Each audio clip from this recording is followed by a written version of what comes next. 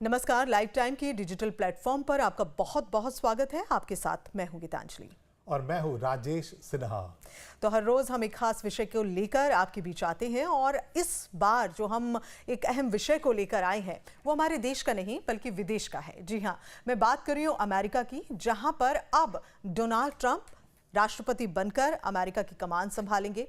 कई बदलाव कर रहे हैं और क्या कुछ अमेरिका में खास चल रहा है, किस तरह की नीति चल रही है और एक ऐसी जो रणनीति हम कह सकते हैं डोनाल्ड ट्रंप की है जिससे चीन खासा प्रभावित है, उस पर भी हम बात करेंगे। राजेश जी, जिस तरह से हमने देखा है डोनाल्ड ट्रंप एक बार फिर से राष्ट्रपति बने हैं, एक व्यवसायी भी हैं, उद्योग जगत में उनका नाम है। आप सही कह रही हैं कि वो एक व्यवसायी है, एक बिजनेसमैन है और उनका जो सोचने का जो तरीका है बिल्कुल अलग रहेगा। यानी अभी जो बाइडेन एडमिनिस्ट्रेशन है, वहां पर जो बाइडेन जो राष्ट्रपति हैं और अब जो ट्रंप का जो एडमिनिस्ट्रेशन आएगा, ट्रंप की जो प्रेसिडेंसी आएगी, उसमें जो बेसिक डिफरेंस होगा गीतांजलि, मैं आपको वो बताता हूँ। जी। अभी क्या हो रहा है, डेमोक्रेट्स की सरकार है वहां पे, बाइडेन की। अब रिपब्लिकन्स की सरकार होगी। दोनों राष्ट्रपतियों में जो खास डिफरेंस होगा वो सोचने का, उनकी विचारधारा। ये एक बिजनेसमैन है, वो इकोनॉमी के नजरिए से देखते हैं, पूरी दुनिया में इकोनॉमी की बादशाहत अमेरिका की लाने की बात करते हैं। जब उनकी पिछली प्रेसिडेंसी थी, जब वो राष्ट्रपति थे पहली बार, तो उन्होंने इसी आधार पे कैंपेन किया था और ये कहा था कि अमेरिका को वो ग्रेट बनाएंगे फिर से, अमेरिका ग्रेट अगेन। और ये भी कहा था कि अमेरिकन फर्स्ट। और इस बार भी गीतांजलि जब वो कैंपेन कर रहे थे तो उन्होंने वहां के वोटर्स को साफ ये संदेश दिया था और शायद कामयाब इसी वजह से रहे हैं। बिल्कुल। उन्होंने कहा था कि उन्होंने ये कहा कि हम आपके लिए अपने पॉलिसीज को लागू करेंगे। हम डेमोक्रेट्स की तरह दुनिया भर की लड़ाई में टैक्स पेयर्स, जो लोकल अमेरिकन है, जो अमेरिकी नागरिक है, उसके टैक्स के पैसे को हम दूसरों की लड़ाई में बर्बाद नहीं करेंगे। और अब जब वो चुनाव जीत चुके हैं, अब वो राष्ट्रपति बनने वाले हैं, तो वर्ल्ड ऑर्डर में जो चेंजेस आएंगे उसी की चर्चा हम यहाँ पर करने वाले हैं आपसे। तो सबसे पहले हम ये बातें कर लेते हैं कि आखिर बदलाव शुरू क्या हुआ है वहाँ ट्रंप के आने के बाद से, यानी कि इलेक्शन जीतने के बाद से अमेरिका में उन्होंने अब शुरू कर क्या दिया है। तो सबसे पहले तो अपनी टीम बना रहे हैं।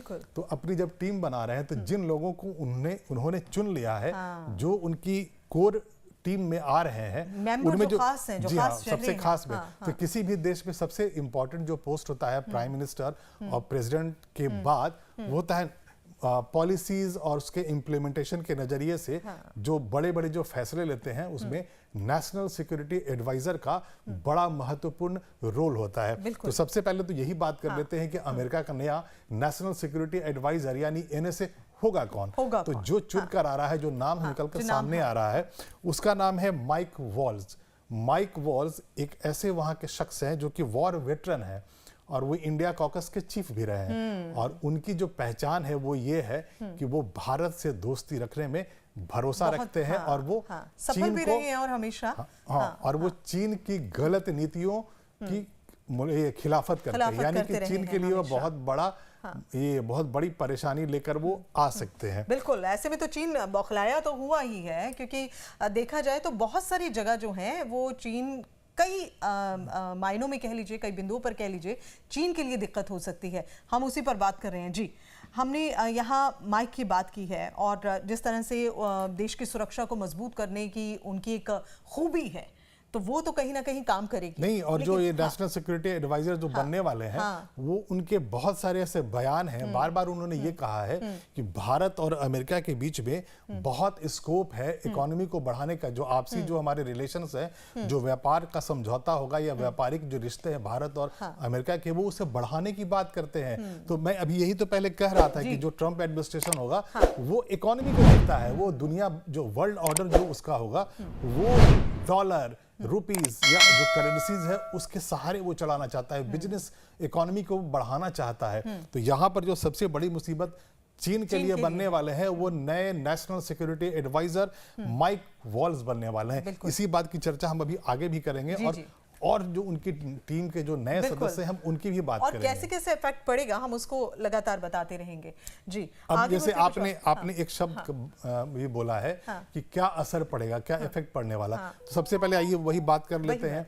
तो हुआ ये है कि चूंकि वो इकोनॉमी की ही बात करते हैं हमेशा, तो जो सबसे बड़ा जो प्रॉब्लम चाइना के लिए आने वाला है गीतांजलि, वो आएगा हाई टैरिफ। यानी अगर मैं सरल शब्दों में लाइव टाइम्स के दर्शकों के लिए बताऊं, तो जब वो टैरिफ बढ़ाएंगे, उन्होंने बार बार ये कहा, अपने कैंपेन में कहा कि वो 60 से लेकर के 100% तक टैरिफ चीनी गुड्स का बढ़ा सकते हैं। अब मैं एग्जांपल के तौर पे कह रहा हूं, मेरे हाथ में मोबाइल फोन है, मान लीजिए ये चाइनीज मोबाइल फोन है और इसके मैन्युफैक्चरिंग चाइना में भी है।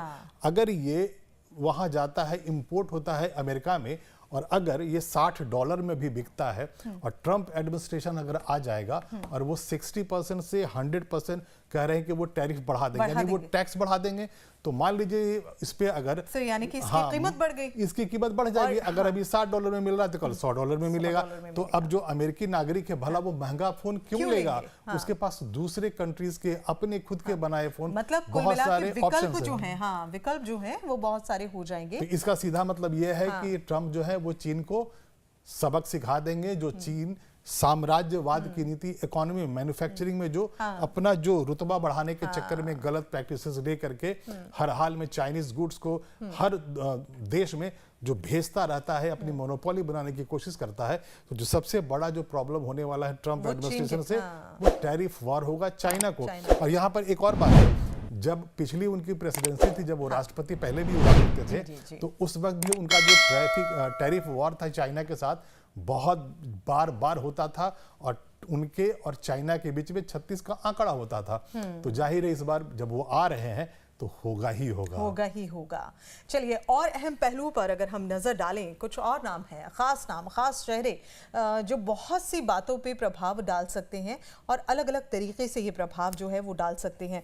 अगर हम बात करें इन सब बातों को लेकर, ट्रंप का जो अगला जो हम कह लें नहीं, जो नया दूसरा नाम मैं जो दूसरा नाम पे चर्चा आपके साथ करने वाला हूँ, वो सेक्रेटरी ऑफ स्टेट है। जो अमेरिका के नए सेक्रेटरी ऑफ स्टेट होंगे, वो है मार्को रूबियो। अब मार्को रूबियो का नाम आते ही पूरी दुनिया को ये पता है कि Marco Rubio anti China mindset के आदमी हैं, यानी उन्हें भी चाइना की गलत पॉलिसीज से वो हमेशा उसका मुखालफत करते हैं। और इसीलिए ये माना जा रहा है कि जो नए सेक्रेटरी ऑफ स्टेट हैं, जो मार्को रूबियो, वो अब चाइना की नाक में नकेल डाल कर रहेंगे और जो उसका फायदा होगा वो भारत को होगा। देखिए, अगर हम मैन्युफैक्चरिंग की बात कर रहे हैं, चाइना की इकोनॉमी की बात कर रहे हैं, तो चाइना इसलिए जाना जाता है कि चाइना की चीजें दुनिया भर में मिलती है, हमारे घर में मिलती है, हमारे ऑफिसेज में मिलती है। तो अगर अमेरिका को ये रोकना है, टैरिफ बढ़ा करके चाइनीज गुड्स को अगर अमेरिका के अंदर नहीं आने देना है, तो दूसरे जो मार्केट्स है जहां से मैन्युफैक्चरिंग का हब बनता है, जैसे भारत मैन्युफैक्चरिंग का हब बनता जा रहा है, हम बहुत सारे गुड्स को अब एक्सपोर्ट करते हैं, तो ये भारत के लिए बहुत अच्छी अपॉर्चुनिटी होगी। ट्रंप एडमिनिस्ट्रेशन के 4 साल, मैं 4 वर्षों की बात कर रहा हूं, जब वो राष्ट्रपति रहेंगे, तो उस वक्त भारत अगर चाहेगा, ये सुनहरा जो मौका है, उससे भारत भुना सकता है और अपने एक्सपोर्ट को अमेरिका में बढ़ा सकता है। और जाहिर सी बात है, इससे भारत की इकोनॉमी पर भी असर पड़ेगा, जाहिर सी बात है।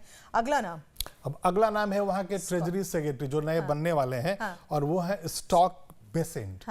इनका भी नाम जैसे ही आता है तो दुनिया भर के जो ये नेशनल अफेयर्स के जो जानकार होते हैं या फॉरेन अफेयर्स के जो जानकार होते हैं, जो डिप्लोमेट्स होते हैं, उन्हें ये समझ में आ जाता है कि ये फिर से एक ऐसा नाम आ गया है ट्रंप एडमिनिस्ट्रेशन में, जो अगर बनता है ट्रेजरी सेक्रेटरी तो मुसीबत कहाँ आनी है? चाइना को आनी है, पाकिस्तान को आनी है। यानी वो सारे कंट्रीज जो भारत के खिलाफ जिनके मन में एंटी इंडिया जो माइंडसेट रखते हैं या भारत को परेशान करने की कोशिश जो करते रहते हैं, उनकी स्थिति अब अच्छी होने वाली नहीं है नए वर्ल्ड ऑर्डर में, जिसमें राष्ट्रपति होंगे ट्रंप।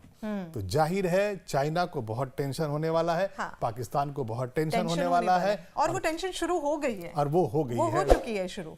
और लेकिन एक सबसे बड़ा प्लस पॉइंट ये है राजेश कि हमारी कंट्री को, यानी कि भारत को जो है वो काफी बेनिफिट होने वाला है। जी बहुत बढ़िया सवाल है आपका, बहुत बढ़िया सवाल है आपका।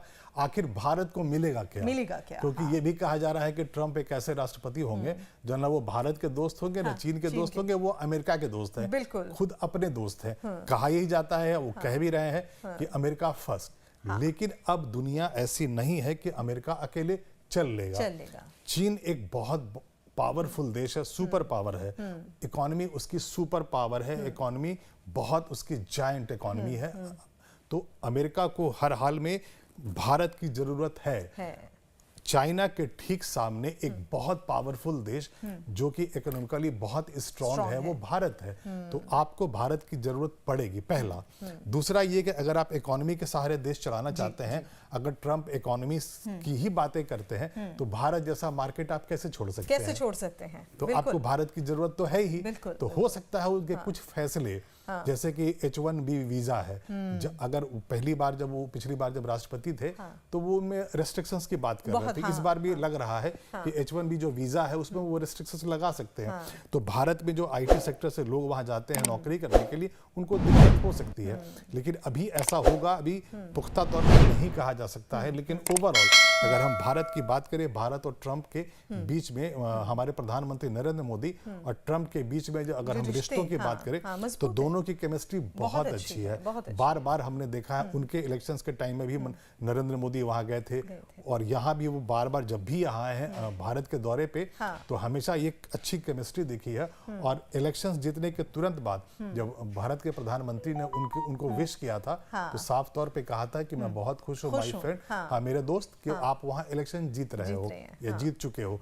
तो इन सारी बातों को अगर हम सामने रखते हैं गीतांजलि, तो यही लगता है कि ट्रंप एडमिनिस्ट्रेशन जो अब आ रहा है, उसके जो नए मंत्री होने वाले हैं, नए अधिकारी जो होंगे व्हाइट हाउस में या ओवल ऑफिस में जो आएंगे, जो फैसले लेंगे राष्ट्रपति के साथ, उनके जो फैसले होंगे वो चीन के लिए मुसीबत होंगे, उनके लिए मुसीबत खड़ी करेंगे।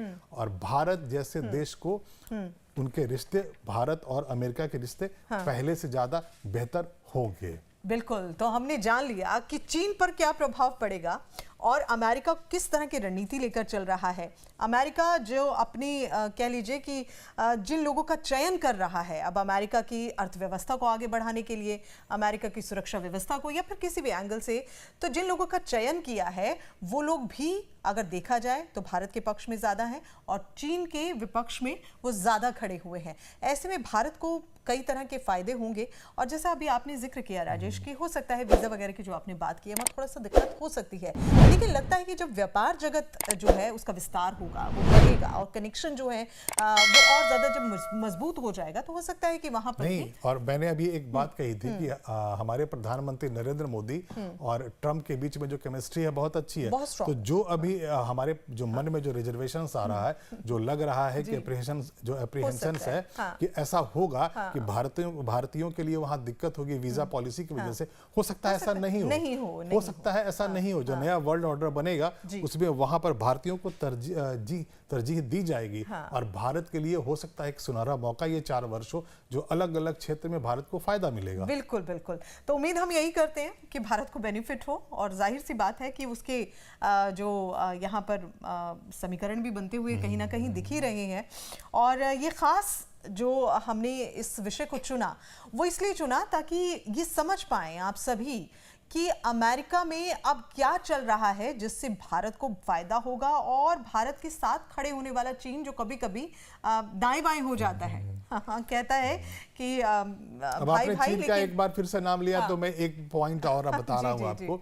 अभी थोड़े दिन पहले भारत और चीन के बीच में एक एग्रीमेंट हुआ और उसमें डिसएंगेजमेंट की बात हुई थी और पेट्रोलिंग दोबारा LAC पे हुई थी। तो पेट्रोलिंग भी शुरू हो गई है LAC पे और डिसएंगेजमेंट भी हो गया। मतलब साफ कि जो ट्रूप्स थे हमारे, जो दोनों बॉर्डर्स के आसपास आ गए थे, इधर अमेरिका भारत के जो सैनिक थे वो बॉर्डर की तरफ बढ़ गए थे और उधर चाइना वाले भी बढ़ गए थे, उनका डिसएंगेजमेंट हो गया, यानी कि वो पीछे वाले 2020 वाले पोजीशन पे आ गए। तो अब ये सवाल ये उठाया जा रहा था कि आखिर चाइना को हुआ क्या, वो एग्रीमेंट कैसे कर लिया भारत के साथ और रिश्तों को कैसे उसने 4 वर्षों के बाद ठीक किया। तो यही मैं बता रहा हूँ, ज्यादा देखते हुए आगे मैं यही बता रहा हूँ। चीन ने ये देखा कि अब वहां पर ट्रंप एडमिनिस्ट्रेशन आने वाला है। हाँ, ट्रंप वहाँ राष्ट्रपति बनने वाले हैं। हाँ। तो उसे ये पता था कि भारत के साथ जो रिश्ते होंगे चीन अमेरिका के बहुत अच्छे होंगे। हाँ। तो इसीलिए चीन ने वक्त रहते भारत के साथ अपने रिश्तों को फिर से नॉर्मल कर लिया है। हाँ, बिल्कुल बिल्कुल।